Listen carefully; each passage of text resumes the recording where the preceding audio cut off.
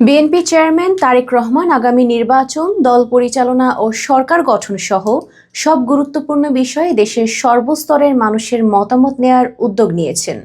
দল ও সরকারের কার্যক্রমে গণমানুষের আশা আকাঙ্ক্ষার প্রতিফলন এবং রাজনৈতিক অংশগ্রহণ নিশ্চিত করতেই এই পদক্ষেপ বলে জানানো হয়েছে। শিগগিরই কিউআর কোড ভিত্তিক মতামত সংগ্রহ ব্যবস্থা চালু করা হবে।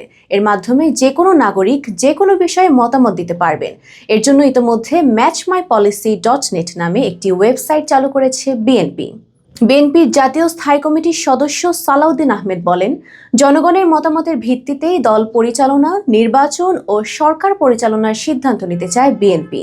দলটি জানায়, জুলাই গণঅভ্যুত্থান পরবর্তী সময়ে তরুণদের মতামত ও পলিসি ভিত্তিক আলোচনাকে গুরুত্ব দিতেই এই উদ্যোগ। ম্যাচ মাই পলিসি একটি সোয়াইপ ভিত্তিক ইন্টারঅ্যাক্টিভ ওয়েব অ্যাপ, যেখানে বিএনপির নীতির সঙ্গে নাগরিকদের অবস্থান মিলিয়ে দেখার পাশাপাশি লিখিত মতামত দেওয়ারও সুযোগ থাকবে।